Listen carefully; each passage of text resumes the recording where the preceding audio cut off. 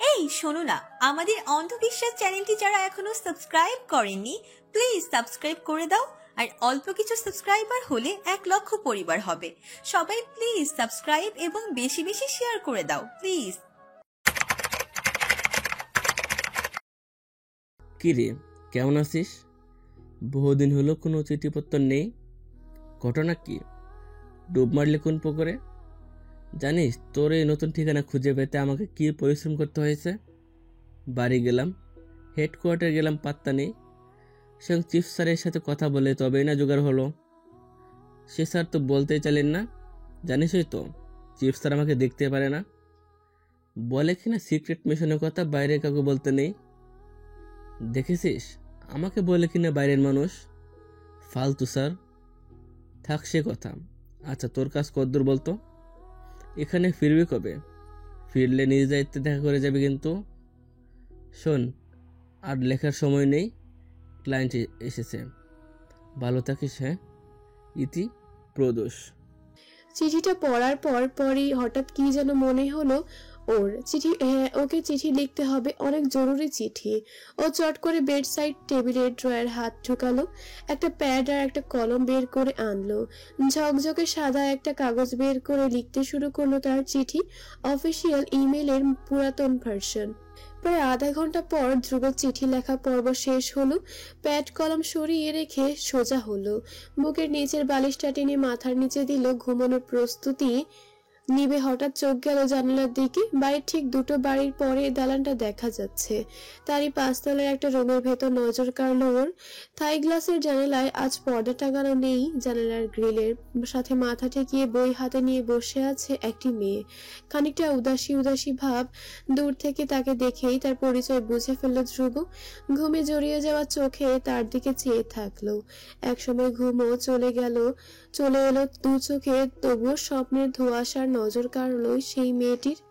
সময় একটা বিচিত্র বিষয়, এর সংজ্ঞা দেওয়া কঠিন। আমি সেই কঠিন কাজ সমাধা করার ঝাঁকিতে যেতে চাই না, যাবও না। শুধু বলবো সময় চিরবহমান, তার এই বহমান্যতায় কেটে গেছে বেশ কটা দিন। আজকাল ধ্রুবের সাথে বেশ ঘন ঘনই দেখা হয় অনন্যার। প্রায় দুজনে হাঁটতে হাঁটতে গল্পগুজব করে। ধ্রুবের অদ্ভুত অদ্ভুত কথা আর থিওরি শুনে হেসে খুন হয়ে যায় অনু। ওর চালচলন, আচার ব্যবহার সবকিছুতেই একই অন্যরকম ছোঁয়া পায় যেন। বারবার বিমোহিত হয়ে প্রেমে পড়ে যায় ওর। শেষবারের মতো বস্তিতে ঘুরতে এলো ধ্রুব। আজ এখানে তার শেষ দিন, এরপর আর এখানে আসবে না ও।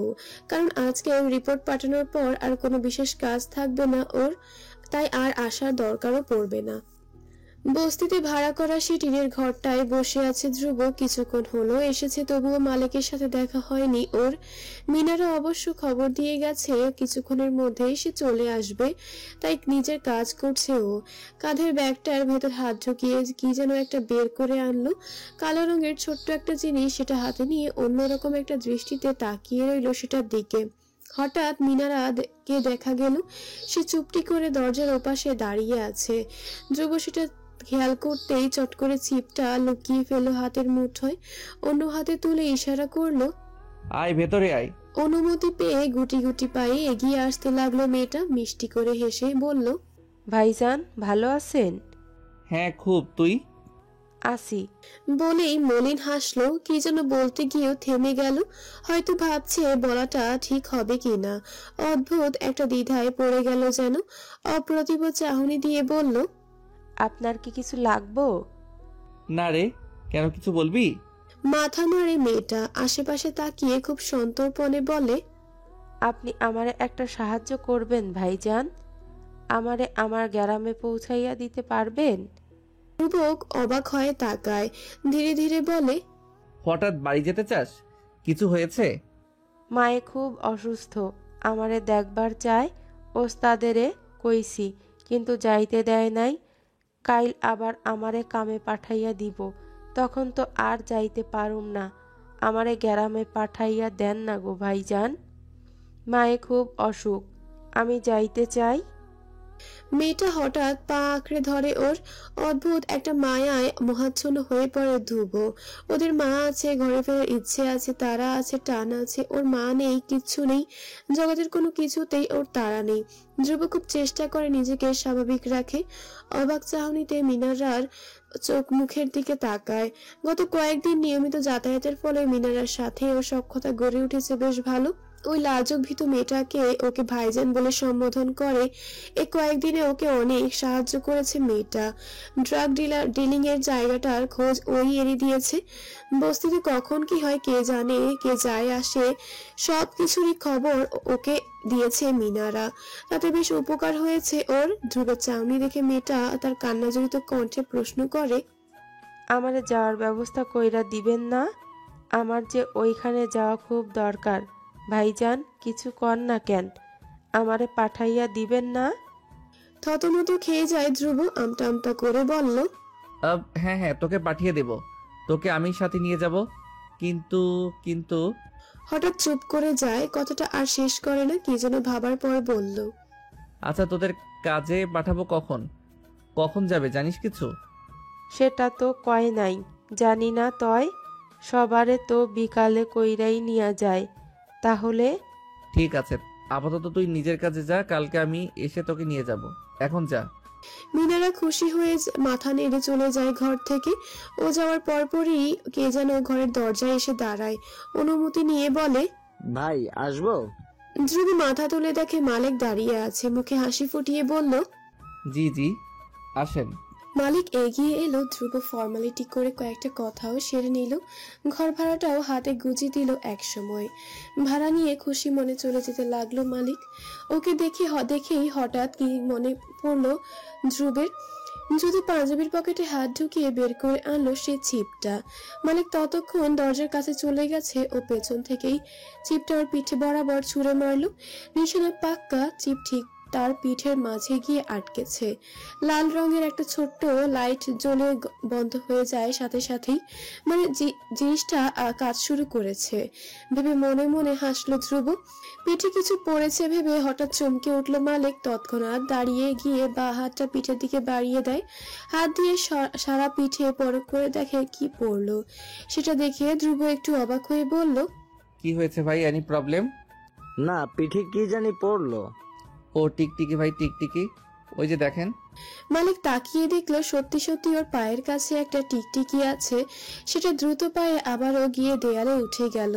ঘরের ছাদ থেকে পড়ে গেছে ভেবে আর কিছু বলল না সে, চুপচাপ চলে গেল। ভাগ্যিস টিকটিকিটা ছিল। উফ, জোর বাঁচা বেঁচে গেছি ভেবে একটা স্বস্তির নিঃশ্বাস ফেললো। ব্যাগ ঘাড়ে বেরিয়ে এলো ধ্রুব। দ্রুত ঘরের পশ্চিম দিকে চলে গেল। এখানে একটা টিনের বিশাল দোতলা ঘর আছে। তার পেছনের একমাত্র জানালা দিয়ে উকি দিল ও। কিছু কি দেখা যায়? এই নিকষ কালো নিরন্ধ্র অন্ধকার ভেদ করে কিছুই দেখা যায় না। অনেকটা পরিত্যক্ত একটা ঘর, অথচ রাতের আধারে এই ঘর হয়ে ওঠে সবচেয়ে রমরমে। ধ্রুব খুব দ্রুত এবং ক্ষিপ্ততার সঙ্গে ব্যাগ হাতে ঢুকায় আর একটা চিপ বের করে লাগিয়ে দেয় জানালার টিনে। তারপর আর একটু সময় নষ্ট না করে চট করে দৌড়ে চলে যায় নিজের ঘরের দিকে। সেখানে তালা ঝুলিয়ে চাবিটা মিনারের কাছে দিয়ে বলে, আমি যাচ্ছি, একেবারে কাল আসবো তোকে নিতে, তুই রেডি থাকিস। ও প্রতি উত্তরে কিছু বলার আগেই দ্রুত প্রস্থান করে সেখান থেকে। বিছানায় আধশোয়া হয়ে শুয়ে আছে অনু। বাম হাতটা ঘাড়ের নিচে রেখে হেড সাইডে হেলান দেওয়া, দৃষ্টি তার বার্তায়ন পানে। উদাসী মুখে কি যেন ভাবছে ও। অন্যদিকে খাটের উপর প্রান্তে বসে আছে, ওর দিকে তাকিয়ে বিরক্ত ভঙ্গিতে তাকিয়ে আছে কানিজ। চোখ মুখ কুচকানো। ও যে ইতিমধ্যে অনুর উপর অসীম রাগ করে ফেলেছে তা বোঝা যাচ্ছে ওর কথায়। ও খেপে গিয়ে বলল, তুই কি উল্টাপাল্টা কথা বলছিস সোনু? মাথা কি কিছু ঠিক আছে না? ওই ধ্রুবর জন্য পুরোটাই গেছে। ও একবার কানিজের মুখের দিকে তাকায় বেশ শান্ত ভঙ্গিতে, আবার দৃষ্টি ফিরিয়ে আনে আগের স্থানে। সেটা খেয়াল করতে যেন আরো রেগে উঠল কানিজ। কথা না বলে মনোব্রত শুরু করেছিস কেন? তুই কি বলবি আমায় তোর মাথায় এখন কি চলছে? কিছু না। বেশ নির্লিপ্ত কণ্ঠে জবাব দেয় অনন্যা। তাতে তেতে ওঠে ও। কিছু না তো? এতক্ষণ কি বললি আমায়? চেঁচাস না কানিজ, স্বস্তি তো হ। বাবা বাসায়। জয়নাল আবেদিনের নাম শুনে কিছুটা ধাতস্থ হয় কানিজ। কিছুক্ষণ শ্বাস নিয়ে ধীরে ধীরে বলতে থাকে, দেখ অনু, এতদিন তুই যা কিছু বলেছিস আমি মেনেছি। ধ্রুবর সাথে কথা বলেছিস, যোগাযোগ রেখেছিস, সব ঠিক আছে, আমি মেনে নিয়েছি। কিন্তু ওকে তুই ভালোবাসবি, প্রেম করবি, বিয়ে, এসব কি অনু? তুই তো ঠিক মতো জানিস না ও আসলে কে। একটা বাউন্ডুলের লাফাঙ্গা ছেলে, কাজ কারবার নেই, এমন একটা ছেলে যে কি না। তুই কেন আমার কথা বুঝতে চাস না কানিজ? আমি ওকে সেই শুরু থেকেই ভালোবেসেছি, তাই তো এত কাছে আসা, যোগাযোগ। আর যাকে ভালোবাসি তাকে সেটা বলবো না? এটা কি বলিস তুই?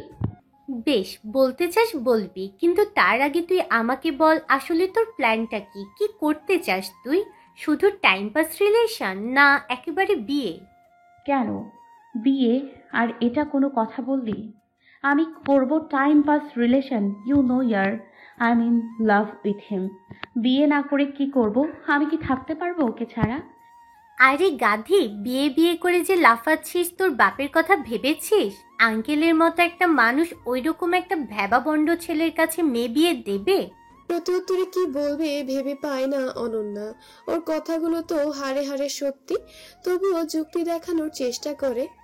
তুই আগেই কেন অত শত ভাবছিস? আগে প্রপোজ করি, চুটিয়ে প্রেম করি কিছুদিন, তারপর না হয় বাবাকে ম্যানেজ করব। ম্যানেজ করবি? আঙ্কেলের সামনে দাঁড়াতেই তো তোর হাঁটু কাঁপে, আর তুই ওনাকে ধ্রুবর জন্য ম্যানেজ করবি?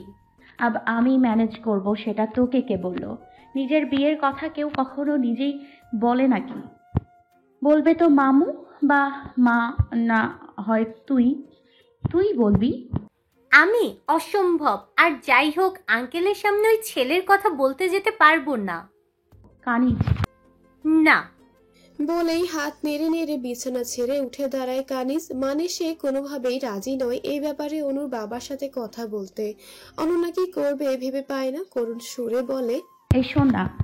হুম, পারবো না, আমি যাচ্ছি, তুই থাক। ধল প্রহরের আগে ঘড়ি কাটায় সময় রাত ৩:৪৫। এখনো চারপাশ নিকষ কালো অন্ধকারে ছেয়ে আছে। বিশাল এই নগরীর গগনচুম্বী দালানগুলোর সবগুলি এখন নীরব নিস্তব্ধ। রাস্তায় গাড়ির আনাগোনাও কম, সেটা এখন বেওয়ারিশের কুকুরদের দখলে। কুকুর পরিবার পরম নিশ্চিন্তে এখানে স্থান করে নিয়েছে। এই নীরব নিস্তব্ধ পরিবেশে হঠাৎ আঘাত হানলো জিপ গাড়ির তুমুল শব্দ। একসাথে অনেকগুলো গাড়ি এসে ঢুকলো গলির ভেতর। খুব দ্রুত গতিতে সেগুলো এসে থামলো বস্তির প্রবেশদ্বারে। একের পর এক গাড়িগুলো এসে থামলো সারি করে। প্রথম গাড়ির দরজা খুলে বেরিয়ে এলেন একজন সশস্ত্র সৈনিক। পুরো শরীর কালো পোশাকের আচ্ছাদনে আবৃত, মাথায় কালো হেলমেট আর পায়ে কালো রঙের বুট জুতো। পোশাকের উপরে আলাদা আরো একটা বর্ম ধাঁচের কাপড়।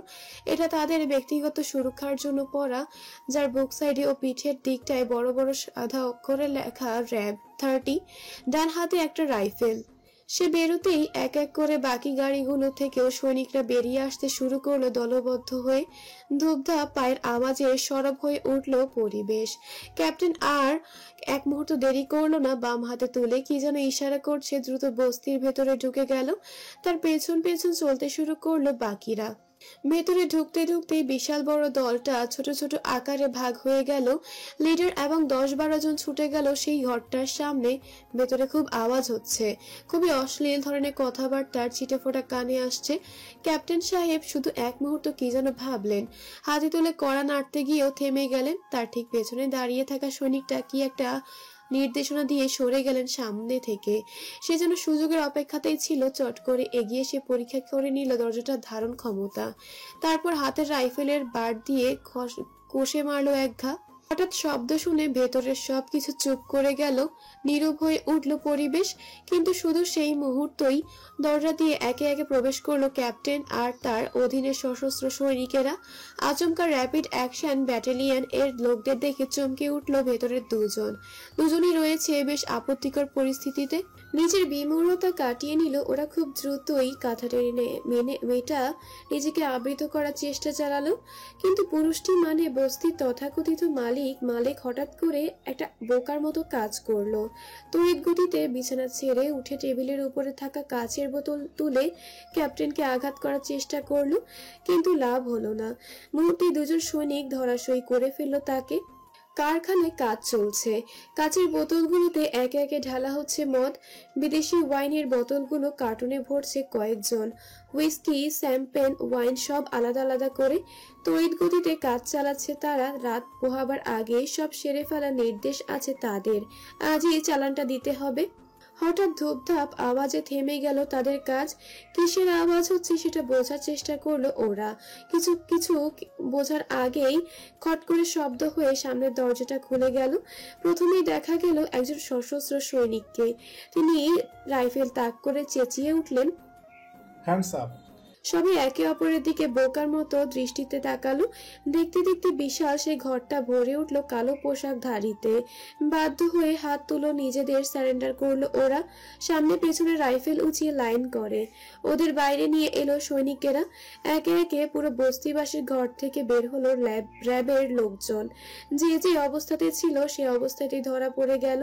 সব কুকীর্তি ও সব অপকর্মের সাথে জড়িত ব্যক্তিদের ধরে ফেলা হলো। যারা চালাকি করার চেষ্টা করেছিল তারাও রাইফেলের 2-1 ঘা খেয়ে সোজা হয়ে গেল। ভোরের আলো ফোটার আগেই অপারেশন সাকসেসফুল হলো। অপরাধীদের হ্যান্ডকাপ পরিয়ে কোমরে মোটা দড়ি বেঁধে একে একে বাইরে আনা হলো। এরই মধ্যে হাজির হয়েছে অপরাধীদের নিয়ে যাওয়ার জন্য আরেকটা বড় জিপ। একজন অফিসার উঠে গিয়ে সেটা দরজা খুলে দিল। তারপর লোকগুলোকে তুলে মুখের উপর ঠাস করে দরজা লাগিয়ে দিল। এরই মধ্যে ধুলো উড়িয়ে চোখের সামনে দিয়ে চলে গেল ক্যাপ্টেনের গাড়িটা, তারপর বড় জিপটা আর বাকি গাড়িগুলো। এবং এখন সৈনিকদের সকলের মনেই আনন্দ। একটু আগেও প্রত্যেকের বুকের মাংসল পিণ্ডটা থরথর করে কাঁপছিল। তুমুল উত্তেজনায় নিঃশ্বাস আটকে গিয়েছিল।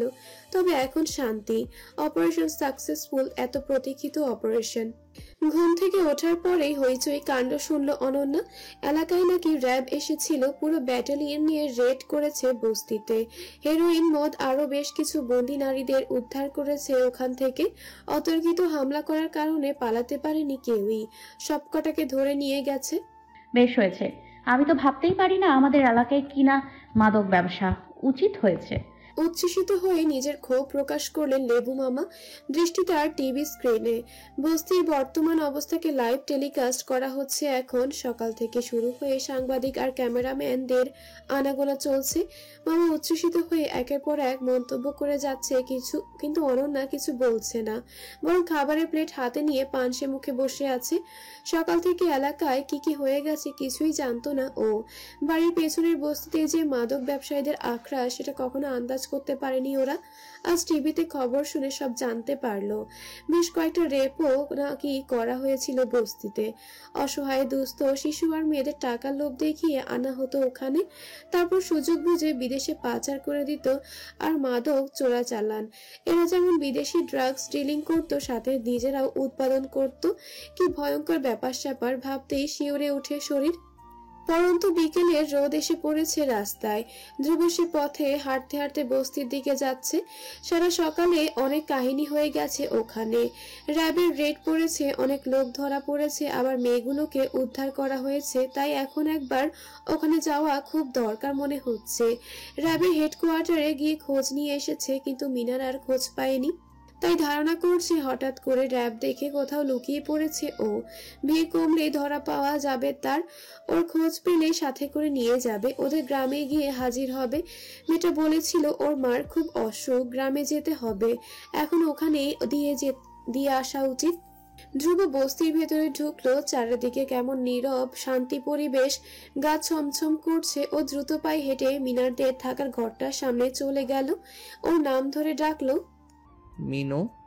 মিনু, ঘরে আছিস? বেরিয়ে আয়, আমি ধ্রুব। ভেতর থেকে কেউ সাড়া দিল না। ধ্রুব ধীর পায়ে হেঁটে দরজার কাছে এলো। ওটা হালকা ভেজানো ছিল, কড়া ধরে আওয়াজ করতে করতে ডাকলো, মিনারা। দরজা ক্যাচ ক্যাচ শব্দ করে খুলে গেল। ভেতরে শুধু আধার, কালোরা সব ধোঁয়াশা করে আছে। সব ধ্রুব অবাক চোখে ডাক দিল, মিনু। অন্ধকারে ওর কথারই প্রতিধ্বনি ছাড়া আর কিছুই শুনতে পাওয়া গেল না। পুরো বস্তিতে মিনারাকে খুঁজে বেরোলো ধ্রুব। হন্যে হয়ে খুঁজেও কোনো দিশকুল পেল না। বুঝতে পারলো মিনু এখানে নেই, পাচারকারীরা ওকে অন্য কোথাও পাচার করে ফেলেছে। হঠাৎ নিজেকে খুব অসহায় মনে হলো ওর কাছে। মনে হলো এ দুনিয়াতে ওর কেউ নেই। মিনারা নামের 14 বছরের কিশোরীটি ওকে কি গভীর মায়াময় করে ভাইজান বলে ডাকতো। মনে পড়লো ওর সাথে শেষবার দেখা হওয়ার সময় কি করুণ আকুতি না করেছিল মেয়েটা বাড়ি যাবার জন্য, অসুস্থ মাকে দেখার জন্য। হঠাৎ নিজের কাছেই নিজেকে খুব ছোট মনে হতে লাগলো, বড্ড অসহায়, ব্যর্থ, অভাগা লাগলো। মেয়েটা ওর কাছে শুধু আবদার করেছিল গ্রামে যাবার জন্য, কিন্তু ও তার সেই আবদারটা রাখতে পারেনি। মিনুকে তার মায়ের কাছে নিয়ে যেতে পারেনি নিজের কথা রাখতে। সন্ধ্যা নামার আগে আগে বস্তি থেকে বেরিয়ে এলো ধ্রুব। আজ আর কোথাও যাবে না সে। মনটা খারাপ মন নিয়ে কোথাও যেতে ইচ্ছে করছে না। ফ্ল্যাটে ঢুকে সোজা নিজের ঘরে চলে গেল। কোনো মতে ফ্রেশ হয়ে এসে শুয়ে পড়লো বিছানায়। এখন একটু ঘুম দরকার, গভীর ঘুম। স্যার চলে যেতেই ক্লাস শেষে বেরিয়ে এলো অনন্যা। ওর পিছু পিছু ব্যাগ হাতে ছুটলো কানিজও। আজ ক্লাস করতে ভালো লাগছে না, ভেতরে ভেতরে কেমন যেন অস্থির একটা ভাব। কানিজ ব্যাপারটা আন্দাজ করে, তাই বন্ধুকে সঙ্গ দিতে নিয়ে যেও বেরিয়ে আসে। ক্যান্টিনে বসে আছে ওরা। চায়ের কাপে চুমুক দিতে দিতে চলছে অন্যমনস্ক কথাবার্তা। গল্পগুলো এখন ছন্ন ছাড়া তালহীন, কারণ তাতে কারোরই বিশেষ মনোযোগ নেই। অনন্যা আপন মনে কি যেন ভাবছে, ওকে রেখে ঠিক বোঝা যাচ্ছে না আসল ব্যাপারটা কি। তবে ধারণা করছে আজ ওর কোনো কিছুতে মন নেই। টুকটাক কথা বলতে বলতে আজও কথা ফুরিয়ে এলো। মনে মনে অবাক হলো দুজনেই, কই আগে তো কখনো এমন হয়নি। দুজনে সামনাসামনি বসে চা খাচ্ছে, অথচ কারো মুখে কথা নেই। বন্ধু হৃদয়ের হাজারো কথা মালা কি এত তাড়াতাড়ি কখনো শেষ হয়ে যায়? অনন্যা এক দৃষ্টিতে কাপের দিকে তাকিয়ে আছে। কাপ থেকে লিকারের কড়া গন্ধ ভেসে আসছে, গরম বাষ্প উড়ে যাচ্ছে কাপের মুখ থেকে। ওর দৃষ্টি ওখানে নিবদ্ধ। কানিজ তার ঠিক সামনের চেয়ারটায় চুপ করে বসে আছে, আশেপাশের গাছপালা দেখছে। গাছে গাছে সবুজ পাতা দেখে বড়ই বিমোহিত হচ্ছে সে। কত সুন্দর এই নিসর্গ, আশ্চর্য তার জীবনচক্র। প্রতিটা পড়তে পড়তে মিশে আছে অপূর্ব সৌন্দর্য। কানিজ দৃষ্টি সরিয়ে আকাশ দেখে। আজ আকাশটা বড্ড সুন্দর। নীল আকাশে কেমন পেঁজা তুলো মেঘ ভেসে বেড়াচ্ছে। প্রকৃতির প্রাণবন্ত আকর্ষণীয় রূপে মন ছুঁয়ে যায় ওর, ভালো লেগে যায় সবকিছু। ভার্সিটির সেই নীরব নিভৃত পরিবেশে হঠাৎ করে সৃষ্টি হয় কোলাহলের। লোকজনের কথাবার্তায় সরব হয়ে উঠল আশপাশ। ওরা চকিত দৃষ্টিতে চারপাশে তাকায়। হঠাৎ কি হলো বুঝতে চেষ্টা করে। ও দেখে ওদের ঠিক পাশ দিয়ে যায় রাস্তাটা চলে গেছে, তা ধরে আসছে একটা গাড়ি, কুচকুচে কালো রঙের। শুধু একটা নয়, বেশ কয়েকটা। দেখতে দেখতে সাই সাই করে গাড়িগুলো অতিক্রম করে ফেলে ওদের, গিয়ে থামে আরেকটু দূরে। ক্যান্টিনের অন্য প্রান্তে অন্যা কৌতূহলী হয়ে চেয়ে থাকে। গাড়িগুলো কুচকুচে কালো শরীরে, মাঝে হলদেটে দাগ, হলদে ছাপের মধ্যে এক সাইডে বড় করে লেখা র‍্যাব 30। পাশে সংস্থার একটা লোগো চোখে পড়ল। গাড়ি পেছন থেকে নেমে আসে বেশ কয়েকজন সশস্ত্র সৈনিক, সারা শরীর যাদের কালো পোশাকে আবৃত। সেফটি জ্যাকেটের ওপর বুকের দিকটায় সাদা অক্ষরে লেখা র‍্যাব। পোশাক আশাক দেখেই তাদের পরিচয়টা মোটামুটি ধরে ফেলে সবাই। কেউ আর বাধা দেয় না তাদের, কিন্তু ভার্সিটিতে তাদের কি কাজ সেটা বুঝতে পারে না অনেকেই। অবাক চোখে দেখতে থাকে তাদের প্রত্যেকটি কার্যক্রম। খটখট শব্দ তুলে অনেকগুলো বর্জ্যত র্যাবের লোকেরা ছুটে গিয়ে হামলা চালায় ক্যান্টিনের অপর প্রান্তে। সেখানে বসে আয়েশ করে সিগারেট ফুঁকছিল ইফতি আর তার দলবল। ওই হুল্লোড় করে বিশৃঙ্খলা সৃষ্টি করছিল, আশেপাশের খেয়াল নেই। তারা চলে নিজের মতো, তাদের কি আর কে আছে, কে কি করলো সেটা দেখার সময় আছে? তাই র্যাপিড অ্যাকশন ব্যাটালিয়ন এর র্যাপিড অ্যাকশনের কথাও জানতো না তারা। হুট করে এসে ধরে ফেলে ওরা। তাদের দেখে দলেরা অন্যরা ঘাবড়ে গেলেও একটু ভয় পায় না ইফতি, বরং এই কালো পোশাকধারীরা যেন তার বন্ধু, এমন ভঙ্গিতেই কিছু একটা বলার চেষ্টা করে। সে মোটামুটি ভালোই জানতো তার গায়ে হাত দেওয়ার সাহস কারণ নেই, সে র্যাব পুলিশ যাই হোক। কিন্তু ওরা সুযোগ দেয় না, সবকটাকে সসম্মানে গাড়িতে নিয়ে গিয়ে তোলে। কেউ আর কিছুটি বলার সুযোগ পায় না। তাই একই সাথে ওদিকে আরো একটা ঘটনা ঘটে যায়। অনন্যাদের ডিপার্টমেন্টের একজন প্রফেসরের উপরও হামলা চালায় র্যাব বাহিনী। লোকটা নাকি ভার্সিটি এরিয়ায় ড্রাগ সেল করতেন। স্টুডেন্টের মধ্যে নাকি হেরোইন আর ইয়াবা ছাড়তেন তিনি। ব্যাপারটা শুনেই হতভম্ব হয়ে যায় অনন্যা কানিজ। নির্বাক দৃষ্টিতে একে অপরের দিকে তাকায়, চারিদিকে কি হচ্ছে বিষয়গুলো এখনো মাথায় ঢোকে না ওদের। ভার্সিটির একজন সারি ইয়াবা সেল করতেন, তাও আবার ওদের ডিপার্টমেন্টের। দেখতে দেখতে ইফতিদের আর ওই প্রফেসরকে ধরে এনে গাড়িতে তোলা হলো। হাতে হ্যান্ড ক্যাপ পরিয়ে চারপাশের লোকদের কঠোর নিরাপত্তা ব্যবস্থা দিয়ে তাদের নিয়ে যাওয়া হলো। আবারও আগের মতো সাই সাই করে মুহূর্তে চোখের সামনে থেকে বিলীন হয়ে গেল সেগুলো। খানিকক্ষণের মধ্যেই পরিবেশটা আবারও আগের মতো হয়ে উঠল, কিন্তু অনন্যার মনের অস্থিরতা আর কাটলো না। কাল থেকে কি যেন হয়েছে চারপাশে। সকাল সকাল হঠাৎ বস্তিতে রেড পড়া, আর এখন ভার্সিটিতে সব কেমন যেন অস্বাভাবিক লাগছে ওর কাছে। এরপর আর কোনো ক্লাস হলো না। অনু আর কানিজ দুজনে বিরস মুখে বাড়ি ফিরে এলো। ড্রয়িং রুমে বসে একটা ম্যাগাজিন পড়ছিল ধ্রুব। ওর চারপাশে কয়েকটা বই ছাড়ানো, টি টেবিলের উপরে কাদা করে রাখা কয়েকটা বই, আর সোফার উপরে কয়েকটা খুলে রাখা বই। সবরই ছন্নছাড়া দশা, কিন্তু এ নিয়ে তার মাথা ব্যথা নেই। মন মস্তিষ্ক এখন হাতের ম্যাগাজিনের ভেতর, গভীর মনোযোগের সাথে ওটা পড়া ব্যস্ত। হঠাৎ তার নিবিষ্ট চিত্তে ধ্যান অর্জনে ছেদ ঘটিয়ে দিল ফ্ল্যাটের কলিং বেল। একবার, দুবার, তিনবার, পরপর তিনবার বেল বেজেই তবেই থামলো সেটা। প্রথমবার বেলের শব্দ শুনে বিরক্ত হয়েছিল ধ্রুব। ভ্রুকুটি করে দেয়াল ঘড়িতে সময় দেখে নিল। রাত 11:53। এত রাতে হঠাৎ কে এলো সেটা বুঝতে খুব একটা সময় লাগলো না ওর। মাথা হেরিয়ে ড্রয়িং রুমের দিকে তাকিয়ে দেখলো করিম চাচার সাড়া পাওয়া যায় কিনা। না, কোনো টু শব্দটি নেই। চাচা নিশ্চয়ই ঘুমোচ্ছেন। ধ্রুব উঠে গিয়ে দরজার কাছে এলো, জানে ওপাশে কেউ নেই, তবু একবার দরজাটা খুললো। কেউ নেই। নিশ্চিন্ত মনে প্রয়োজনীয় জিনিসটা খুঁজলো, খুব দ্রুত পেয়েও গেল। আগের মতোই ফটকের চিপায় স্থান পেয়েছে সেটা। কাগজটা হাতে তুলে নেয় সে। চিঠিটা পড়ে হঠাৎ অনুভূতি শূন্য হয়ে যায় ও। কি করতে হবে সেটা ভাবতে পারে না, কিন্তু নিজের বিমূঢ়তা খুব দ্রুতই কাটিয়ে উঠে সদ্বিদ পিড়ে ফেলেই বুঝতে পারে এখানকার কাজ শেষ হয়েছে তার। কাজের পাট চুকিয়ে দিয়ে চলে যেতে হবে আবার আগের জায়গায়, সেখান থেকে আবার নতুন স্থানে। এভাবেই তো চলছে ওর জীবন। ও অবশ্য তাতে বিরক্ত হয় না, বরং নতুন নতুন জায়গায় গিয়ে আনন্দই পায়। তবে মাঝে মাঝে হতাশা গ্রাস করে ওকে। কাছে কেউ নেই বলে কোথাও থিতু হতে পারে না ও। তাই চলছে তার গত বাঁধা জীবন, বেদিদের মতো এ ঘাট থেকে ও ঘাটে যাতায়াত। হঠাৎ কি যেন ভাবে ও, দ্রুত সম্ভব ফিরে যাওয়ার আদেশ আছে ওর ওপর। একবার চলে গেলে এখানে আর আসতে পারবে কিনা সেটা জানে না ও। হয়তো কখনো আসবে, হয়তো না। হঠাৎ অনন্যার কথা মনে পড়ে যায় ওর। ওই পাগলি মেয়েটাকে কেন যেন হঠাৎ করে দেখতে ইচ্ছে করে। ইচ্ছেটাকে দমাতে চায়, কিন্তু পারে না। পৃথিবীর সবচেয়ে সুখী মানুষকে, যার কাছে ঘুম আনন্দময়, কথাটা কোনো বিখ্যাত ব্যক্তি বলেছিলেন হয়তো। কারণ বিখ্যাত ব্যক্তির মানুষদের কথাগুলি সাধারণত আমরা সাধারণ মানুষেরা মনে রাখি, সাধারণ কেউ রাখে না।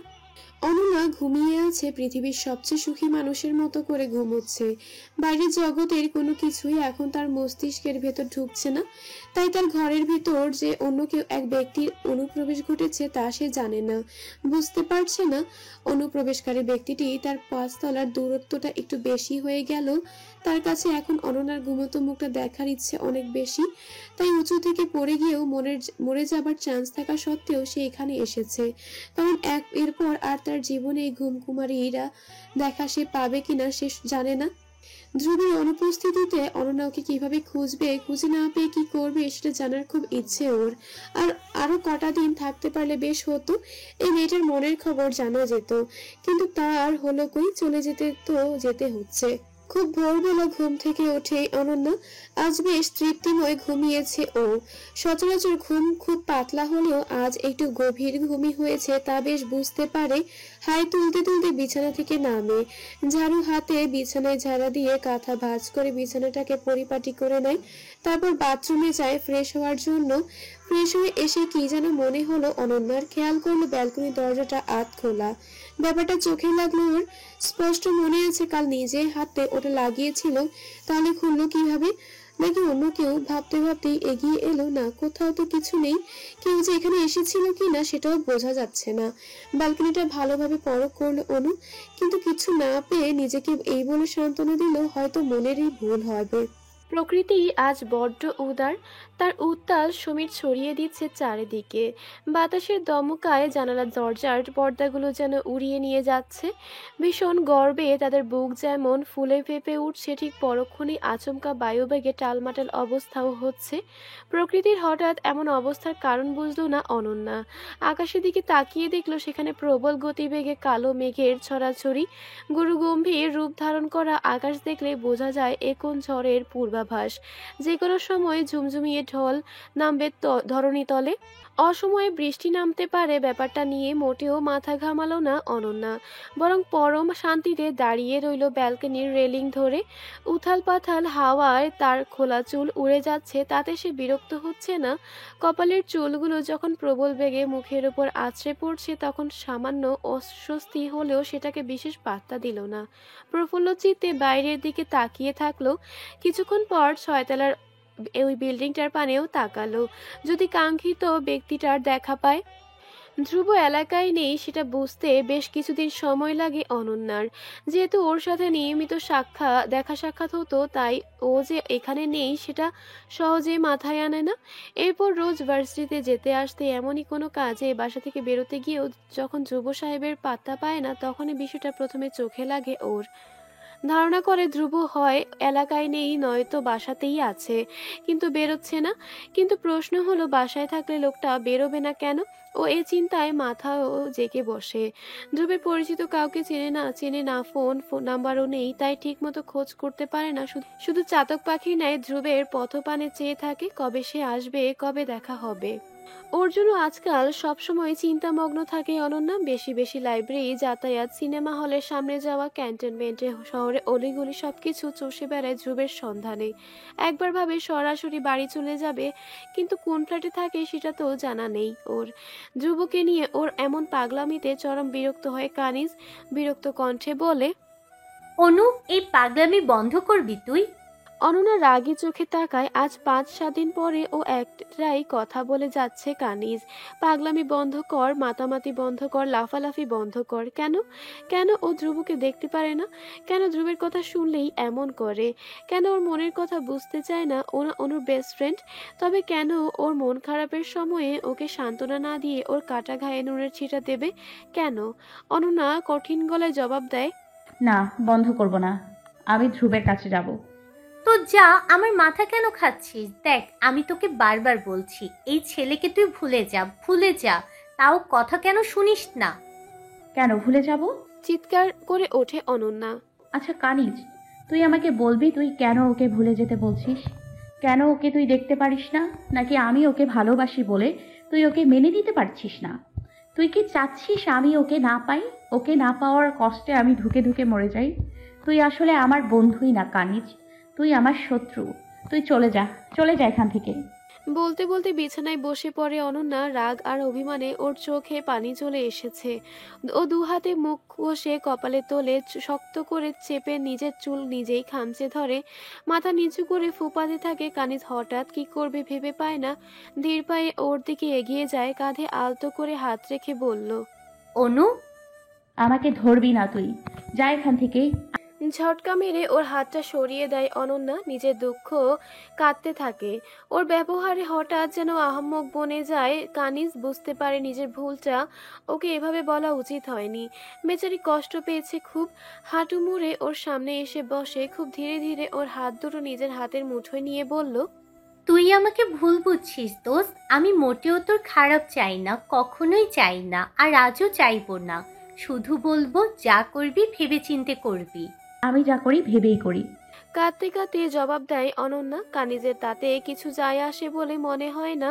ও বেশ শান্ত গলায় বলল, না করিস না, যদি করতি তাহলে এমন ছাগলের মতো কাঁদতি না। ওর কথা শুনে অনন্যা রাগী চোখে তাকায়। এ দৃষ্টিকে বলে অগ্নিদৃষ্টি। চোখ দিয়ে তাকিয়ে যাকে ভস্ম করা যায়, কঠিন কণ্ঠে বলল, আমি ছাগলের মতো করে কাঁদি? তার মানে কি আমি ন্যামা করি? আমি ছাগল? তা নয় তো কি। জানিস তোকে কেমন লাগছে? একদম ছাগলের মতো, লম্বা লম্বা চুলওয়ালা ছাগল। আচ্ছা, আর একটু কাঁদতো, আমি একটা পিক তুলে নেই। কাঁদ না, ফেসবুকে আপলোড দিলে তো একেবারে ভাইরাল হয়ে যাবি। বলেই নিজের ফোনটা হাতে নেয় কানিজ। ছবি তুলতে এমন ভঙ্গি করে বলল, নে নে, শুরু কর, বল ও আমার ধ্রুব গো, তুমি কই গেলা গো? ও আমার হিমু গো। অনন্যা ভয়ঙ্কর রাগ করে ওকে মারতে যায়, দু হাতে মারমুখী করে বলে। তবে রে আজ তোর হচ্ছে। কানিজ দু হাতে নিজের মুখ ঢেকে ফেলে, অন্যদিকে তাকিয়ে গলা ফাটিয়ে ডাকে। হিমু ভাইজান বাঁচান, আপনার রূপা আমাকে মেরে ফেললো, হিমু ভাইজান গো। কানিজকে ইচ্ছে মতো পিটিয়ে তবেই ক্ষান্ত হয় অনন্যা। কানিজও যে ছেড়ে দেয় তাও নয়, দুজন ইচ্ছে মতো মারামারি করে ক্লান্ত হয়ে বসে। কানিজ এক গ্লাস পানি খেতে খেতে বলল। বুঝলি অনু, তুই তো ওই হিমুর শোকে রাক্ষস হয়ে গেছিস। কি জোরে জোরে খামচি দিয়েছিস আমায়। মা গো মা, এখনো জ্বলছে। জ্বলার জন্যই দিয়েছি। বলেই মুখ ফুলিয়ে অন্যদিকে তাকায় অনন্যা। বুঝছি, তোরে ওই হিমু পাগলের কাছে না পাঠালে তুই আমাকেই মেরে ফেলবি। যে রাক্ষসী হয়ে উঠেছিস না, কোন দিন যে মানুষ খুন করবি কে জানে। কিন্তু কথা হলো, হিমু গেল কই? ওকে আগে খুঁজে বের করতে হবে। খুঁজে দে না। আবদারি সুরে বলে ওঠে ও। কানিজ একবার ওর দিকে তাকিয়ে কি যেন ভাবতে শুরু করে। অনন্যা অত্যন্ত আগ্রহী হয়ে ওর মুখের দিকে তাকিয়ে থাকে, পলকও ফেলে না। ব্যাপারটা খেয়াল করে বিরক্ত হয় কানিজ, চোখ মুখ কুঁচকে বলল। ডিস্টার্ব করবি না তো অনু, ওদিকে তাকা, আমাকে আমার মতো ভাবতে দে। অনন্যা মুখ ফুলিয়ে ওর সামনে থেকে উঠে দাঁড়ায়, ভাবুক ভাবুক স্টাইলে যারা সারা ঘরময় পায়চারি শুরু করে। পেয়েছি। হঠাৎ আনন্দে চিৎকার করে ওঠে কানিজ। সেটা কানে যেতেই ও লাফ দিয়ে ছুটে আসে ওর কাছে, উত্তেজিত ভঙ্গিতে বলে। কি পেয়েছিস বল, তাড়াতাড়ি বল। কানিজ কিছু বলতে যাবে তার ঠিক আগেই পাশের ঘর থেকে অনন্যার মা জোহরা বেগমের কণ্ঠ শোনা যায়। উনিও ঘর থেকে বলে ওঠেন।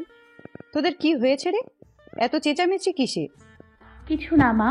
মায়ের উদ্দেশ্য কথা বলাই ওর দিকে তাকিয়ে নিজের ঠোঁটে আঙুল দেয়, দুপাশে ঘন ঘন মাথা নাড়িয়ে আস্তে কথা বলার নির্দেশ দেয়।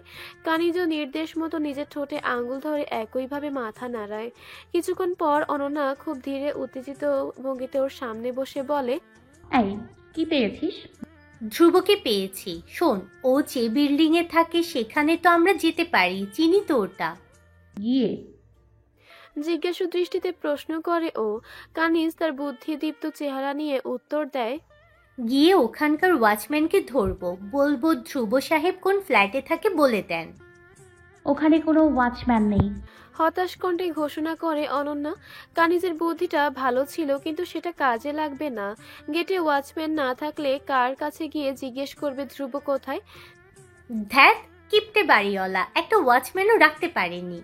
শ্রাগ জানায় কানিজ। অনন্যার আরো কটা দিন কেটে যায় ধ্রুবর বিরহে। ওকে খুঁজে পাওয়ার জন্য অনেক চেষ্টা চালায় অনন্যা। সাহস করে ওই বিল্ডিংয়েও যায়, সেখানে গিয়ে আরেক বিপাকে পড়ে ও। প্রতিটি তলায় 3 ইউনিট করে বিল্ডিংয়ে মোট 18টা ফ্ল্যাট আছে।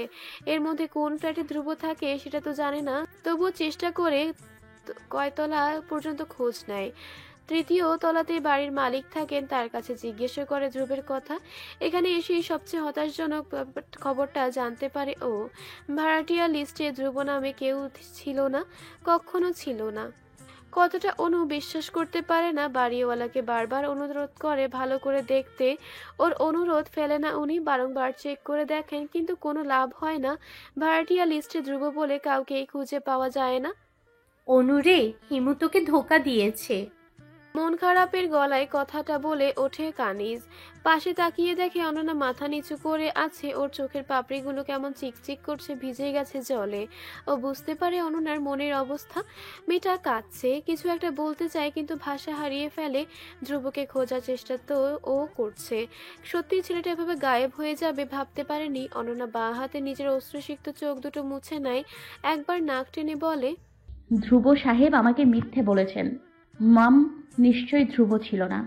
বলেই আবারও ফুপিয়ে কেঁদে ওঠে। বহু কষ্টে আটকে ফেলা চোখের জলের বাঁধ ভেঙে যায়, অশ্রুর ঢল নেমেছে নেত্রকোনায়। অনু, চোখ মোচ প্লিজ। দারোয়ান কাকু তোকে এভাবে কাঁদতে দেখলে সন্দেহ করবে। প্লিজ চোখ মুছে ফেল। কানিজের কথা অনুযায়ী চোখ মুছে ফেলে দ্রুত। শুধু হাতে কাজ হচ্ছে না দেখে চোখে ওড়না চাপা দেয়। আপ্রাণ চেষ্টা করে নিজের দুর্বলতার কথা কারো কাছে স্বীকার না করতে। বেল চিপে বাড়িওয়ালার ফ্ল্যাটের সামনে দাঁড়িয়ে আছেন করিম চাচা। উদ্দেশ্য বাড়িওয়ালার সাথে দেখা করে কিছু কথা বলা। দুবার বেল বাজাতেই দরজা খুলে দিলেন বাড়িওয়ালা স্বয়ং ফজল সাহেব, মোটাসোটা একজন ভদ্রলোক। এই বিল্ডিং এর মালিক তিনি। তাকে দেখে আন্দাজ করা যায় না মানুষের সাথে কতটা নরম সুরে কথা বলেন উনি।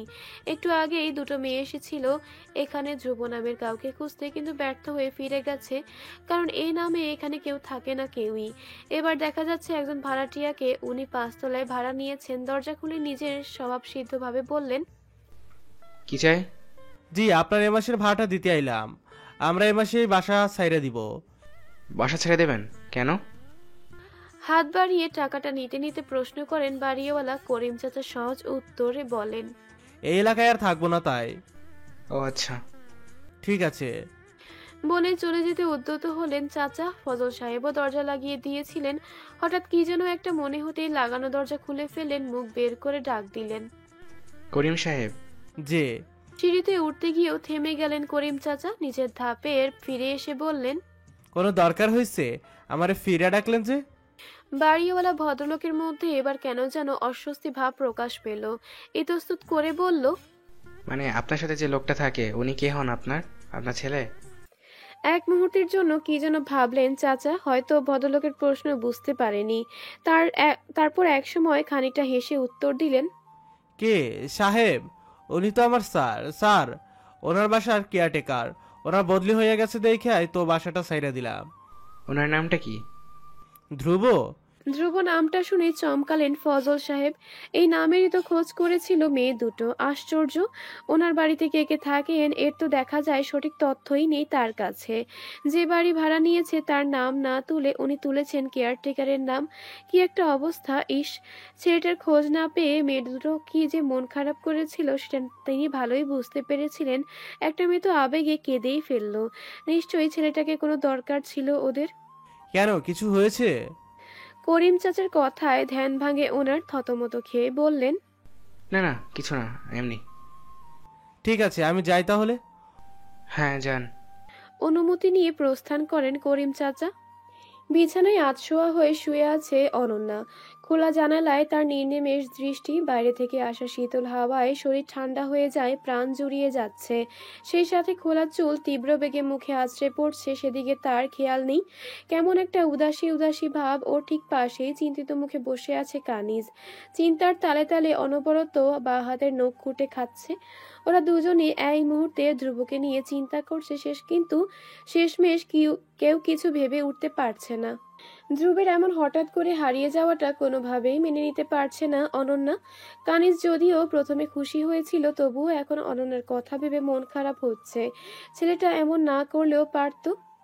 গভীর রাত, চারদিকে নিঝুম নিস্তব্ধতা বিরাজমান। অন্ধকারে ঘরে একা একা বসে আছে কেউ। রকিং চেয়ারের উপর এলিয়ে দেওয়া তার শরীর ভার বারবার দুলে দুলে উঠছে। দু হাত একত্র করে চেয়ারের উপরে রাখা। চেয়ারের দুলুনিতে সমান তালে কি যেন ভাবছে তার মস্তিষ্ক। দূর থেকে আসা রাস্তার ল্যাম্প পোস্টের টিমটিমে আলো ঘরে প্রবেশ করছে। ব্যালকনির খোলা দরজা দিয়ে ঘরে ঢুকছে হিমেল হাওয়া। মাঝে মাঝে রাস্তা দিয়ে শা শা করে ছুটে চলা গাড়িগুলোর আওয়াজ পাওয়া যাচ্ছে। কোনো কোনো গাড়ি জোরে জোরে হর্ন বাজাতে বাজাতে যাচ্ছে, তাদের প্যাঁ পো শব্দ কানে লাগছে খুব। হঠাৎ করে চেয়ারের দুলুনি বন্ধ হয়ে গেল। চেয়ারে এলিয়ে রাখা মাথাটা চট করে উঠে এলো। কিছু বুঝে ওঠার সময় নেই, তার আগেই পেছনে থাকা ব্যক্তিটি উদ্যত হাত সবেগে ধরে ফেলল। মুহূর্তে ঘাড় ঘুরিয়ে এক পলক লোকটার মুখে দেখে নিল। আলো আধারিতে চেহারা স্পষ্ট নয়, তবে তার হাতে থাকা চকচকে ধাতু ছুরিটা বেশ স্পষ্ট। ল্যাম্পপোস্টের আলোয় সেটা ঝিলিক দিয়ে উঠছে। হঠাৎই আক্রমণকারী তার হাতে কিছু একটা তুলে দিয়ে মারতে উদ্যত হয় ওকে। ব্যাপারটা বোধগম্য হতেই নিজের অন্য হাতটা ছুটিয়ে আনে ধ্রুব। দু হাতে লোকটার হাত দুটোকে ধরে এক পাক ঘুরিয়ে সজোরে ছুঁড়ে দেয় ঘরের অন্য প্রান্তে। ব্যক্তিটি ছিটকে গিয়ে বাড়ি খায় বিছানার রেলিং এর সাথে। থুতনি কেটে গিয়ে রক্ত ঝরতে থাকে, কিন্তু সেদিকে পাত্তা দেয় না সে। উঠে দাঁড়িয়ে টি টেবিলের উপরে ফ্লাওয়ার ব্যাসটা তুলে আবারও মারতে আসে ধ্রুবকে। ধ্রুব ছাড় দেয় না। লোকটার ডান হাতে একটা বাড়ি দিলে তার হাতের ব্যাসটা উড়ে যায়, আর প্রায় সঙ্গে সঙ্গেই অন্য হাত দিয়ে লোকটার শার্টের কলার চেপে ধরে ব্যাসটা উড়ে এগিয়ে সশব্দে টি টেবিলের উপর পড়ে। সেখানকার ওপরের কাজটা তখন রিনির আওয়াজে গুঁড়ো গুঁড়ো হয়ে যায়।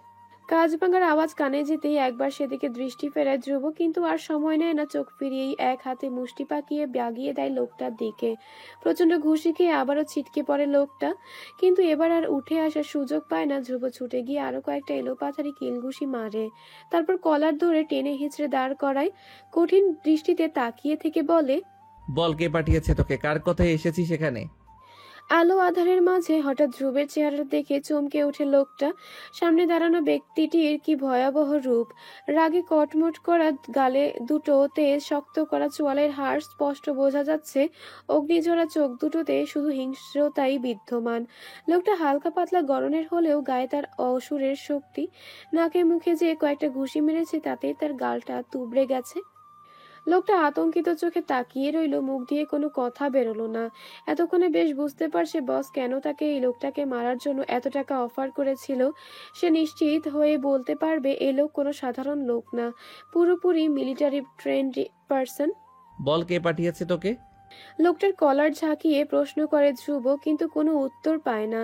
দুবার ঝাঁকাতেই খেয়াল করলো লোকটার শরীর কেমন নিস্তেজ হয়ে আসছে, চোখ মুখ কেমন টলমলে লাগছে। এক মুহূর্ত নির্বাক তাকিয়ে থাকে ধ্রুব, তারপর মরা লোকটাকে ছেড়ে দিয়ে উঠে যায়। নিজের রাগ আর ক্ষোভ দমনের জন্য চুলের ভেতর হাত চালিয়ে দেয়। বা হাতে নিজের চুল নিজেই চুল খামচে ধরে বিড়বিড় করে বলল, শিট, এদের কাছে যে পটাশিয়াম সাইনাইড থাকে এটা ভুললাম কি করে। ও নো। ঝলমলে সোনালি সকাল। রায়হান স্ট্রিটের এলাকাটা এখন ভীষণ ব্যস্ত। কর্মজীবী মানুষেরা ব্যস্ত হয়ে যে যার মতো কর্মস্থলে যাচ্ছেন। চারিদিকে হইচই কলরব, রাস্তায় বাস ট্রাকের তর্জন গর্জন, বাজারে মানুষের হট্টগোল। এই কিচিরমিচির এলাকায় হঠাৎ একখানা দামি গাড়ির অনুপ্রবেশ ঘটল। টকটকে লাল রঙের ঝকঝকে তকতকে একটা মার্সিডিজ এসে থামলো ঠিক মাঝখানে। রোদের আলোয় সেটা যেন ঝিলিক দিয়ে উঠল। আরেকবার আলোর ঝলকানি দিয়ে উঠে গাড়ির পেছনের দরজাটা কে খুললো। সেখান থেকে বেরিয়ে এলো ব্ল্যাক শু পরা দুটি পা।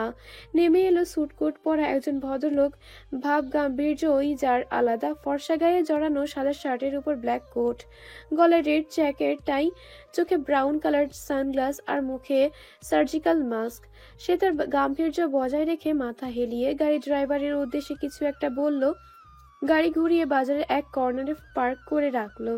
তারপর জানালার কাছের ফাঁক দিয়ে ডান হাত বের করে মুঠো করে হাতে বৃদ্ধা আঙ্গুল উঁচিয়ে তার বসকে জানালো কাজ হয়েছে।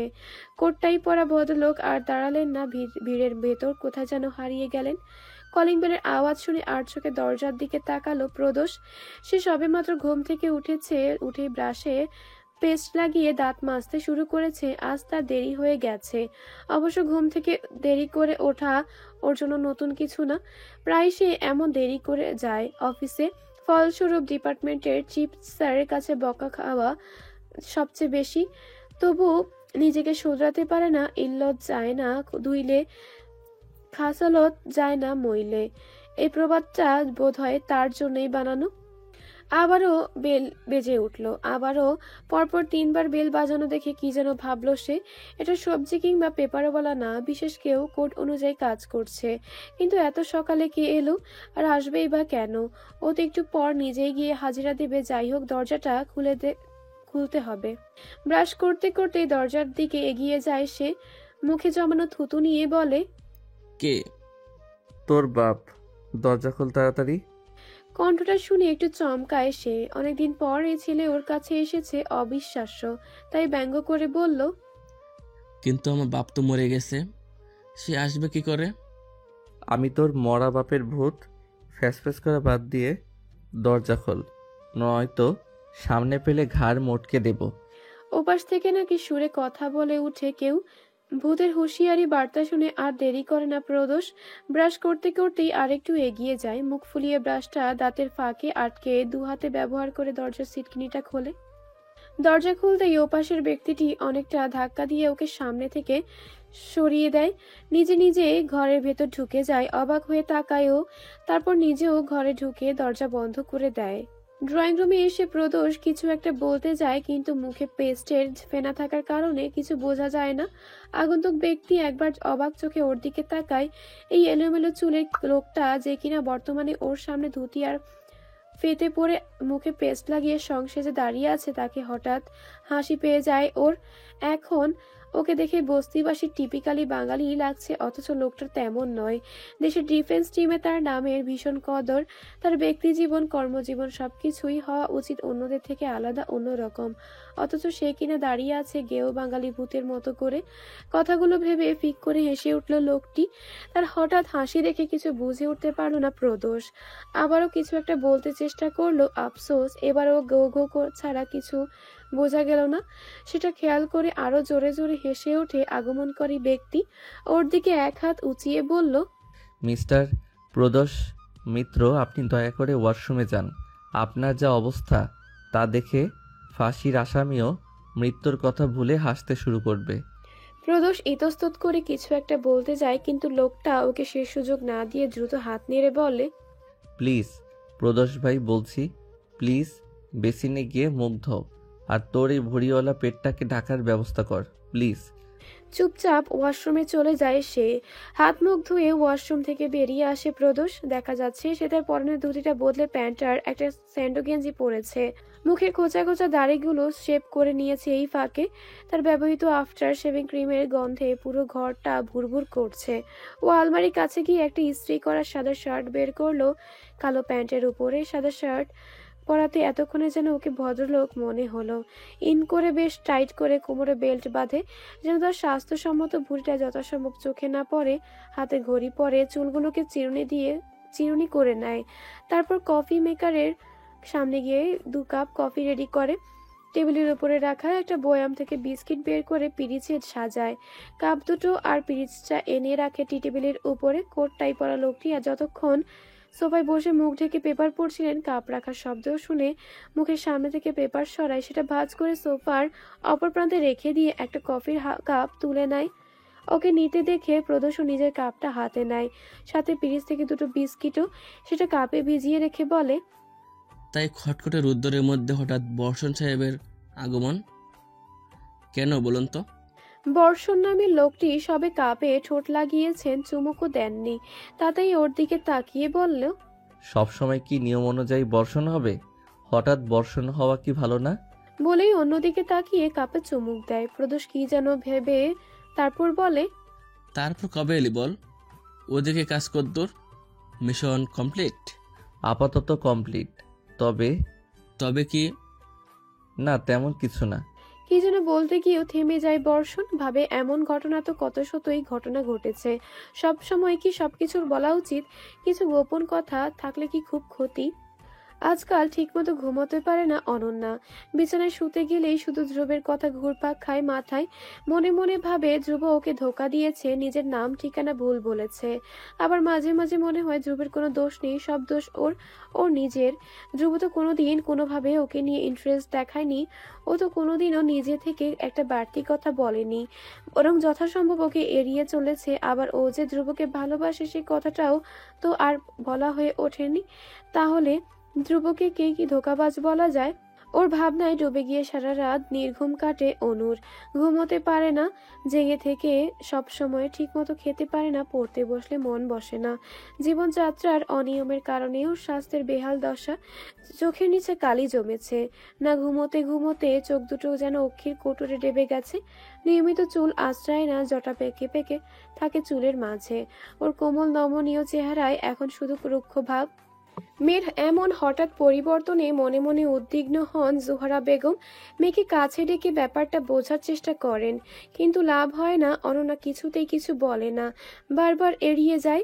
আজ ওকে ধরে মাথায় তেল দিয়ে দিচ্ছেন উনি, চুলের অযত্নের জন্য বকাও দিচ্ছেন প্রচুর, কিন্তু অনন্যা তাতে ভাবলেশীন তেমন একটা উত্তর দিচ্ছে না। অথচ অন্য সময় হলে ঠিকই কথার পৃষ্ঠে কথা বলতে দেখা যেত ওকে। বিষয়টা খেয়াল করে অবাক হলেন জোহরা। একসময় মেয়েকে জিজ্ঞেস করলেন, হ্যাঁ রে অনু, তোর কি হয়েছে বলতো? আমার আবার কি হবে, কিছু হয়নি তো। কেমন রুক্ষ স্বরে জবাব দেয় অনন্যা। জোহরা আরো কোমল সুরে বলেন, কিছু তো একটা হয়েছেই, আমাকে বলবি না তুই? আমি না তোর মা? বললাম তো কিছু হয়নি। আসলেই কিছু হয়নি? না। ঠিক আছে, তাহলে তুই এমন করে থাকিস কেন? কেমন করে থাকি? কেমন আবার? উদাসীন, সারাদিন কি যেন ভাবিস, ঠিক মতো খাচ্ছিস না, ঘুমাচ্ছিস না, সারাদিন ঘরে দরজা বন্ধ করে থাকিস। সত্যি করে বল তো কি হয়েছে? দেখ, তুই এমন মনমরা হয়ে থাকলে কি আমার ভালো লাগে? তোর বাপটা সারা দিন নিজের কাজ অফিস নিয়েই থাকে, আমার সাথে কথা বলার সময় আছে?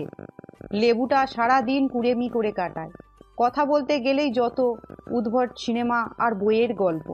তুইও এমন করছিস, তাহলে আমি কি করি বলতো? মায়ের এমন অভিমানী বাক্যে মন গলে যায় অনুর। সত্যি তো ধ্রুবের রাগ কি মায়ের সাথে দেখানো যায়? মায়ের দিকে মুখ ফিরিয়ে বসে, আদুরে ভঙ্গিতে মায়ের কোমর জড়িয়ে কোলে মাথা রাখে, সুর নরম করে আহ্লাদিক করে বলল, তুমি কিছু ভেবো না তো মা, সামনে আমার পরীক্ষা, সেটা নিয়ে একটু টেন্স আপ, তাই দরজা বন্ধ করে পড়ছি, বুঝেছো মা? এই পরীক্ষার টেনশনে খাওয়া দাওয়াতেও মন বসছে না, তোমার সাথেও তো কথা বলার সময় পাই না। কিছু মনে করো না মা, খুব চিন্তায় আছি, কি যে হয়। ঠিক আছে, কিন্তু পড়াশোনা নিয়ে এত টেনশন কেন করছিস? মন দিয়ে পড়লেই তো হয়। এরপরও যদি এক্সাম খারাপ হয় তাতে কি? তুই তো তোর পড়া করেছিস, এরপর আর এমন করবি না, বুঝেছিস? বুঝেছি, আর করব না। আচ্ছা শোন, তেল দেয়া শেষ, এবার যা, একটু চোখ বন্ধ করে শুয়ে থাক, ঘুম আসবে। বলেই তেলের বাটিটা হাতে নিয়ে চলে যান জোহরা। উনি চলে যেতেই একটা দীর্ঘশ্বাস ফেলে অনন্যা। মনে মনে হতাশ হয়ে ভাবে, আমি যে কি নিয়ে ভাবি তুমি তা জানো না মা। অফিস ক্যান্টিনে মুখোমুখি অবস্থায় বসে আছেন বর্ষণ আর প্রদোষ। বর্ষণের সামনে শুধু একটা বার্গার ও সেটা হাতে নিয়ে ধীরে ধীরে খাচ্ছে। আর চোখে বারবার প্রদোষকে দেখছে। প্রদোষের হাতে একটা পিৎজা, তার সামনে খাবারের উচ্ছিষ্ট রাখা বেশ কয়েকটা প্লেট, যেগুলো কিছুক্ষণ আগে অবধি ভর্তি ছিল নানা রকমের খাবারে। বর্ষণ অবাক চোখে তাকিয়ে দেখছে তার বন্ধু প্রদেশ কিভাবে গোগ্রাসে এত সব খাওয়া দাওয়া করছে। এতক্ষণে সে মোটামুটি প্রদেশের ভুঁড়ি বাড়ানোর সহজ কৌশলটা আন্দাজ করে ফেলেছে ও সে যে কিভাবে দিনে দিনে নিজেকে ফুটবল বানিয়ে ফেলছে সেটাও বুঝতে পারছে না। আধা ঘন্টা হলো ওরা ক্যান্টিনে বসেছে, এর মধ্যে কিনা ও দুটো পিৎজা, 3টা বার্গার সাবার করে ফেললো। এভাবে চলতে থাকলে তো ও রাস্তায় বেরোতেই পারবে না, রিক্সা উঠলেই তো তার চাকা বাস্ট হয়ে যাবে। ভাবতেই হঠাৎ হাসি পেয়ে গেল ওর। ফিক করে হেসে উঠতেই ওর দিকে তাকালো প্রদোষ। পিৎজার অংশটা মুখে দিতে গিয়েও থেমে গিয়ে বলল, কিরে হাসছিস যে? বর্ষণ হাসতে হাসতেই ওর দিকে তাকিয়ে বলল, তোর কথা ভেবেই হাসছি। ও অবাক হয়ে জানতে চাইলো, বলল, তোর শরীরের যে হাল করেছিস তাতে তো মনে হয় তুই যে কোনো সুমো রেসলারকে চাইলেই প্যারাসিটামলের মতো কুত করে গিলে ফেলবি। শোন, একটা সার্কাস পার্টিতে জয়েন করে ফেল, বহুত টাকা ইনকাম করতে পারবি। আমার এখানকার ইনকাম কি খারাপ? আর এত ইনকাম করে কি হবে যদি সাধ্যমতো খেতেই না পারি? যাব তাক জঙ্গি ওর খানে মেই মার জঙ্গি। প্রদোষ হো হো করে হাসতে থাকে। এরই মধ্যে সে তার সামনের পিৎজাটা শেষ করে ফেলেছে। হঠাৎ হাসি থামিয়ে ক্যান্টিনের মামার উদ্দেশ্যে চিল্লিয়ে উঠে বলল, মামু 2 কাপ চা প্লিজ। বর্ষণ তাতে অবাক হয়ে চোখ দুটো বড় বড় করে ফেলল। বিস্ময় মিশ্রিত কণ্ঠে বলল, আরও 2 কাপ চা? এত কিছু রাখবি কোন পেটে? এই যে এখানে। নিজের পেটের উপর হাত বুলিয়ে হাসতে হাসতে জবাব দেয় ও। ওর ভাবভঙ্গি দেখে হতাশ হয়ে কপাল চাপড়ায় বর্ষণ। আশাহীন কণ্ঠে জিজ্ঞেস করে, বসের ঝাড়ি না খাওয়া অবধি তুই শোধরাবি না, বুঝেছি। সে কি আর খাইনি ভেবেছিস?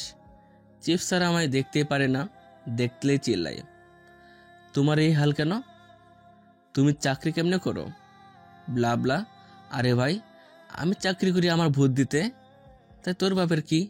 প্রদেশ নিজের মতো করে চিফ স্যারের দুর্নাম বলে যেতে থাকে, সাথে প্রকাশ করে নিজের ব্যক্তিগত ক্ষোভ। এদিকে বর্ষণ একটু পর পর ওকে ইশারা করে কি যেন বলতে থাকে। টেবিলের নিচে পায়ে পা দিয়ে দুবার একবার খোঁচাও মারে, কিন্তু ভুঁড়িওয়ালা প্রদোষ ওর ইঙ্গিত বুঝতেই পারে না, নিজের মতো বকেই যেতে থাকে। চিফ স্যারকে নিয়ে নিজের বিশাল বক্তৃতা দেওয়া শেষ করে বর্ষণের দিকে তাকায়।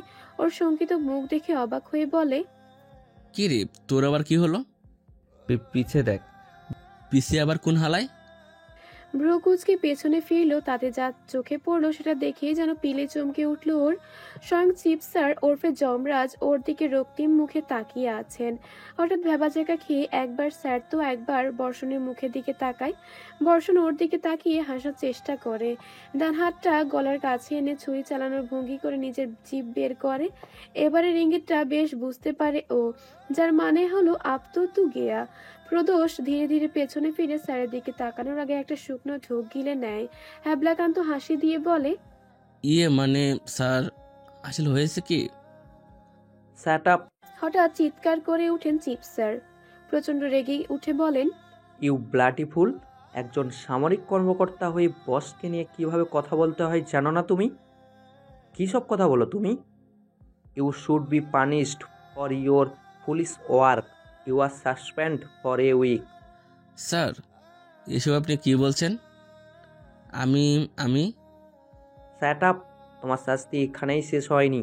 তুমি অফিসিয়াল কাজ থেকে 7 দিনের জন্য সাসপেন্ড হয়েছো, কিন্তু তোমার আরও শাস্তি বাকি আছে। এই 7 দিনে তোমার এক্সারসাইজ টাইম দ্বিগুণ করে দেওয়া হলো। তোমার ডিউটি টাইম 8টার পরিবর্তে রাত 10টা পর্যন্ত বাড়িয়ে দেওয়া হলো। অ্যান্ড ব্রেক টাইমে ক্যান্টিন তোমার জন্য নিষিদ্ধ। Got it? বলে কঠিন চোখে তাকালেন স্যার। প্রদোষ মিয়ে যাওয়া গলায় বলল, sir, no more word. It's your punishment and it start from now. বলেই গটগটিয়ে হেঁটে চলে গেলেন উনি। প্রদোষ কাদো কাদো চেহারা করে বর্ষণের দিকে তাকিয়ে বলল, দেখেছিস উনি কেমন খাটাস? এমন খাইসটা লোক আমি ওর বাপেরও জন্ম দেখিনি। দুঃখ পেও না বৎস, আসছে বছর আবার হবে। বলেই হাসতে হাসতে ওর পিঠে চাপড় মারে বর্ষণ। প্রতি উত্তরে দুঃখী দুঃখী ভাব চেহারা নিয়ে ওর দিকে তাকিয়ে রইল প্রদোষ। তার মুখে এখন প্রদোষের আধার বিদ্যমান। ফ্ল্যাটের গোছগাছ করছিলেন করিম চাচা। ধ্রুবের বইপত্রগুলো মুছে মুছে স্তূপ সাজাচ্ছেন। এরপর এগুলোর উপর মোটা 2 পরত কাগজ দিয়ে মোড়াবেন। তারপর শক্ত রশি দিয়ে বেঁধে বান্ডিল করে রাখবেন। আগামীকালকেই বাসা ছেড়ে দেবেন উনি। সকাল সকালে একটা মিনি ট্রাক চলে আসার কথা। এছাড়াও ভারী মালপত্র টানাটানি করতে সাহায্য করার জন্য 2জন লেবারও পাঠিয়ে দেওয়ার কথা বলেছে ধ্রুব। যাওয়ার সময় অবশ্য নিজেই সাথে থাকতে চেয়েছিল, কিন্তু বিশেষ জরুরি কাজ পড়ে যাওয়ায় হেডকোয়ার্টারে যেতে বাধ্য হলো। তাই একা একা সব কাজ সারাতে হচ্ছে ওনাকে। হঠাৎ শার্টের বুট পকেটে থেকে ফোনটা বেজে উঠল ওনার। উনি হাতের ন্যাকড়াটা পাশে রেখে ফোনটা রিসিভ করেন। কানে ধরতেই ওপাশ থেকে শোনা যায় ধ্রুবের গলা। সে বলছে, আসসালামু আলাইকুম চাচা, কেমন আছো? ওয়ালাইকুম আসসালাম, ভালো আছি আমি। বাবাজি, আপনি কেমন আছেন? এই তো আছি। তা তোমার গোছগাছ কত দূর? কালকের মধ্যে চলে আসতে পারবে না? করিম চাচা এক মুহূর্ত কি যেন ভাবলেন, তারপর বললেন, মনে তো হচ্ছে আসতে পারবো, বাকিটা আল্লাহ ভরসা। ঠিক আছে, চলে এসো কাল সকাল সকাল। লেবারদের পাঠিয়ে দেব। ও হ্যাঁ, ভালো কথা, আমার বইগুলো নিয়েছো তো? ঠিক করে দেখো, ফেলে এসো না যেন কোনোটা। ওর বইয়ের চিন্তা দেখে মনে মনে হাসলেন চাচা। তার সব আসবাব থাক বা না থাক তাতে কিছু যায় আসে না, কিন্তু একটা বই হারিয়ে গেলে যেন কলিজা ছিঁড়ে যায়। ওকে আশ্বস্ত করার জন্য বলেন, চিন্তা কইরেন না, আপনার বই সবগুলোই প্যাকেট করে ফেলাইছি, সব ঠিক মতন যাইবো। ঠিক মতো আসলেই হলো। আচ্ছা, ভালো থাকো, রাখছি। আচ্ছা। কল কেটে দিতে গিয়েও হঠাৎ কি যেন মনে পড়ে ওর। খানিকক্ষণ ইতস্তত করে বলল, চাচা। ফোনটা রাখতে যাচ্ছিলেন চাচা। ধ্রুবের ডাকটা কানে আসতেই থেমে গেলেন উনি। ফোনটা আবারও কানে ধরে বললেন, জি বলেন। মানে চাচা, আমার খোঁজে কি কেউ এসেছিল? কই না তো। কথাটা কানে যেতেই আরো একটু ইতস্তত করলো ধ্রুব। মৃদু গলা জিজ্ঞেস করলো, কেউ আসেনি? কোনো মেয়ে? জি না, আমি সারাদিন বাড়িতে ছিলাম, কেউ আইলে নিশ্চয় জানতাম। হঠাৎ করেই মনটা খারাপ হয়ে গেল ধ্রুবর। তার মানে ও যা ভেবেছিল তা নয়। অনন্যা ওর খোঁজে আসেনি কেন? মন খারাপ করে বলল, ঠিক আছে। কেন, কোনো দরকার? কাউকে কিছু বলে দেওয়ার লাগবে? মানে যদি অনন্যার নামে কেউ আসে তাহলে তাহলে কথাটা বলেই ফোনটা রেখে দেয় ও। মনটা হঠাৎ করে খুব খারাপ হয়ে গেছে। ও তো জানতো অনন্যা ওকে ভালোবাসে, তাহলে ও কেন একবারও ওর খোঁজে আসলো না? আজ 17টা দিন হয়ে গেল ও এলাকায় নেই। এর মধ্যে অনুর কি একবারও ওর কথা মনে পড়েনি? একবারও খোঁজ নেওয়ার প্রয়োজন মনে করলো না যে ও বেঁচে আছে নাকি মরে গেছে? তার মানে কি দাঁড়াচ্ছে, অনন্যা ওর কথা ভাবে না, ওকে ভালোবাসে না, ও শুধু তার নিছক আগ্রহের ব্যক্তি। তাই এতগুলো দিন হয়ে যাওয়ার পরও ওর খোঁজ খবর নেয়নি। হঠাৎ করেই খুব অভিমান ভর করে ওর ভেতর। অনুর প্রতি অভিমান, মেয়েটা কেন যে ওর খোঁজ নিতে এলো না, কেন ওকে ভালোবাসলো না? ও কি জানে না ধ্রুবর মন ছুঁয়েছে সে? নিয়মিত ভালোবাসার গল্প শুনতে এবং পড়তে আমাদের অন্ধবিশ্বাস চ্যানেলটি সাবস্ক্রাইব করে পাশে থাকা বেল আইকনটি ক্লিক করুন। ধন্যবাদ সবাইকে।